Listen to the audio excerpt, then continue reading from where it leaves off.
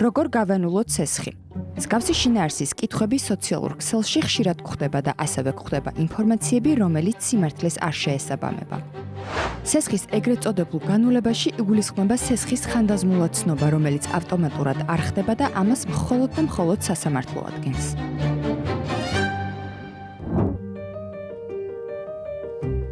სახელშეკრულებო მოთხოვნის ხანდაზმულობის ვადა შეადგენს 3 წელს, მათ შორის შედის რა თქმა უნდა ცესხის ხელშეკრულებაც. თუმცა ეს იმას არ ნიშნავს, რომ 3 წლის გასვლის შემდეგ ცესხი ავტომატურად ხდება ხანდაზმული. ამისთვის აუცილებელი არის პირმა, რომელსაც აქვს ხვალი, მიმართოს სასამართლოს ცესხის ხანდაზმულად ცნობის შესახებ. მთავარი პრობლემა, რაც მოქალაქეები უშვებენ, როდესაც არჩევი ბარდებათ სასამართლოსგან, გონიათ, რომ მისი ჩაუბარებლობა პრობლემას მოაგვარებს. სინამდვილეში პირიქით ხდება. თუ მოქალაქემ არ ჩაიბარა სარჩელი და შესაძლებელი არ წარადგინა იმ ვადაში რა ვადაშიც მას მოითხოვება, სასამართლო მაგ შემთხვევაში გამოიტანს დაუსწრებელ გადაწყვეტილებას, რაც ნიშნავს იმას, რომ კრედიტორის მოთხოვნას დააკმაყოფილებს სრულად. თუ მომხმარებელი სასამართლო დავას მოიგებს, ბაჟისა და საპროცესო ხარჯების ანაზღაურება დამარცხებულ მხარეს, ანუ ბანკს ეკისრება. ხანდაზმულობის ვადის ათფლაკი იმ მომენტიდან იწყება, როდესაც გადახდა შეწყვეტილია და კრედიტორს ცესხის მოთხოვნის უფლება წარმოეშვება. ასევე გასათვალისწინებელია, რომ არსებობს შემთხვევები, როდესაც ვადი სათვლად თავიდან იწყება.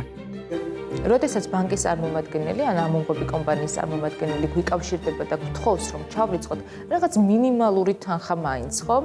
ან თქვათ გითხრას, რომ აი 2 დღეში ჩარიცხეთ, თუ დღეს არ გუხდეთ, ჩვენ შევპირდებით, რომ კი, ამას მე გავაკეთებ.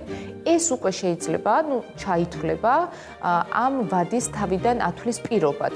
თუ მაგალითად გასული იყო 2 წელი და 10 თვე და 2 თვე ქონდა დარჩენილი იმისთვის, რომ ეს ცესხი ხანდაზმულად გვექცია, რა წამს კი ჩვენ ამ მინიმალურ თანხას თუნდაც ათვლას ჩავრიცხავთ, ეს ვადა თავიდან დაიწყება.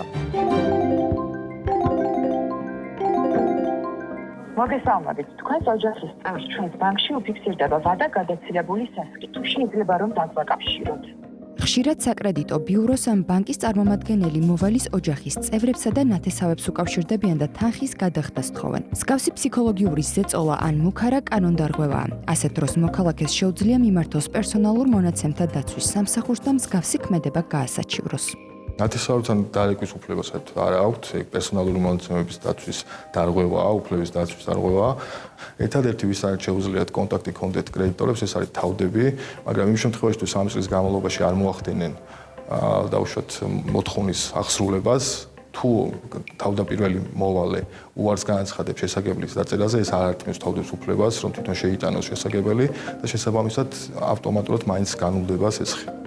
სასამართლოს მიერ ცესხის ხანდაზმულად ცნობა შესაძლოა გვათავისუფლებდეს გადახდის ვალდებულებისგან, თუმცა საკრედიტო ისტორიაში ეს დავალიანება მაინც არ ითვლება დაფარულად. ის გარკვეული დროის განმავლობაში ნეგატიურ გავლენას ახდენს საკრედიტო ისტორიაზე.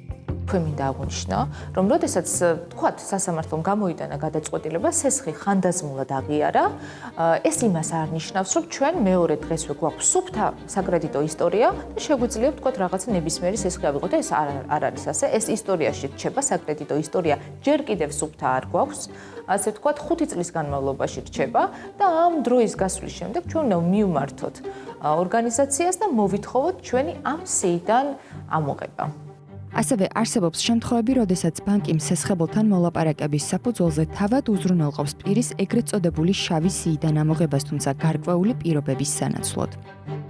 ხო, არსებობს კიდევ მოლაპარაკებები, როდესაც მაგალითად თუ თვითონ კრედიტორმა იცის, რომ ცესხი ხანდაზმული არის და სასამართლოში პროცესის გამართვის შემდეგ ხანდაზმულად იქნება ცნობილი, ამ შემთხვევაში ხდება ხოლმე მოლაპარაკებები მსესხებელთან, რადგანაც მინიმალური თანხის გადახდის სანაცვლოდ ისინი თანხმდებიან იმაზე, რომ საკრედიტო ბიუროში მათი ინფორმაცია იქნება სხვანაირად შეცვლილი, ანუ არა ხანდაზმულად ცნობილი, არამედ გადახდილად ჩაითვლება, რაც შესაძლებლობას აძლევს მოქალაქეს, რომ მალევე შეძლოს ცესხის აღება.